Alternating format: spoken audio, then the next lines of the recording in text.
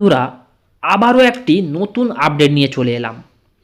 এই আপডেটটি সকলের জন্য খুবই গুরুত্বপূর্ণ। বাংলায় আবাস যোজনার লিস্টে যাদের নাম এসেছে তারা ইতিমধ্যে টাকা পেতে শুরু করেছে।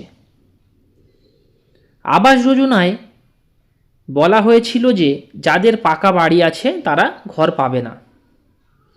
তো মুখ্যমন্ত্রীর নতুন ঘোষণায় জানা যাচ্ছে যে আবাস যোজনায় যাদের পাকা বাড়ি আছে তারাও নতুন বাড়ি পেতে পারে। এখানে পাকা বাড়ি বলতে কী ধরনের পাকা বাড়ি জানতে হলে ভিডিওটি সম্পূর্ণ দেখতে হবে এবং চ্যানেলটিকে সাবস্ক্রাইব করতে হবে। তো এখানে দেখতে পাচ্ছেন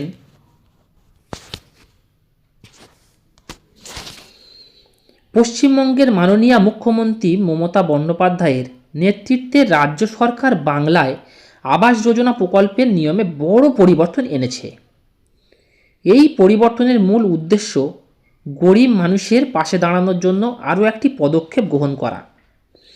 এখন থেকে কোন বাড়ি একটি দেওয়াল পাকা হলেও এখানে বলছে যে এখন থেকে কোনো বাড়ির একটি দেওয়াল পাকা হলেও সেই পরিবার এই প্রকল্পের আওতায় আসতে পারবে। এবার থেকে কোনো গরিব মানুষ বা খেটে খাওয়া মানুষ এই প্রকল্প থেকে বঞ্চিত হবে না। নতুন নিয়মের উদ্দেশ্য, বর্তমানে কেন্দ্রীয় সরকারের নিয়ম অনুযায়ী বাড়ির কোনো অংশ পাকা থাকলে সংশ্লিষ্ট পরিবার এই আবাস যোজনা প্রকল্পে সুবিধা পায় না।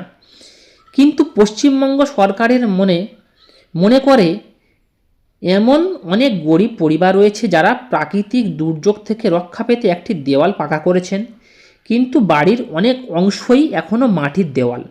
এর ফলে তারা এই প্রকল্প থেকে বঞ্চিত হবে না। পঞ্চায়েত মন্ত্রী প্রদীপ মজুমদার স্পষ্ট জানিয়েছেন, মুখ্যমন্ত্রীর নির্দেশে এই নিয়ম বাতিল করার সিদ্ধান্ত গ্রহণ করা হয়েছে। এর ফলে সমস্ত পরিবার এই আবাস যোজনার প্রকল্পের আওতায় আসতে পারবে।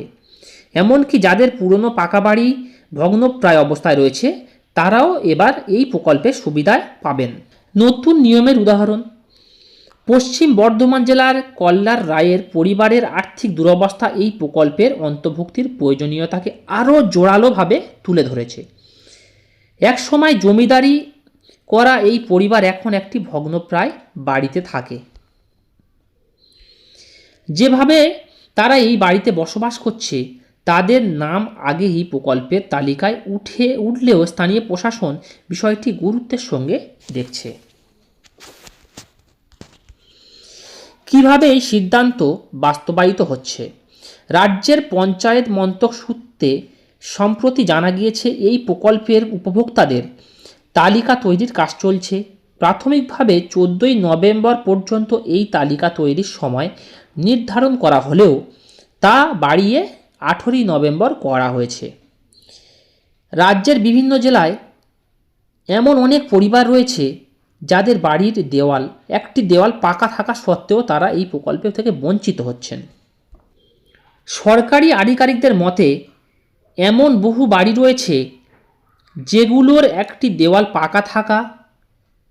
পাকা থাকায় সেগুলো প্রকৃতভাবে ঝড় বৃষ্টির থেকে গরিব মানুষকে রেহাই দিতে পারছে না। এবার সেই সমস্ত বাড়ি এই প্রকল্পের আওতায় নিয়ে আসা হবে।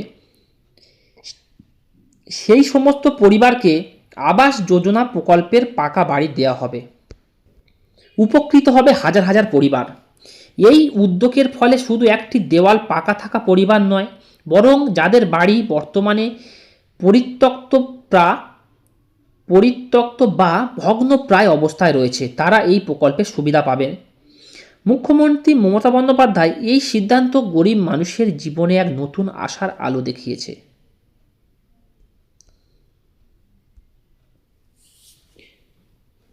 তো ভিডিওটি এই পর্যন্ত। ভিডিওটি যদি ভালো লাগে চ্যানেলটিকে অবশ্যই সাবস্ক্রাইব করে দেবেন, পাশে থাকবেন। ধন্যবাদ।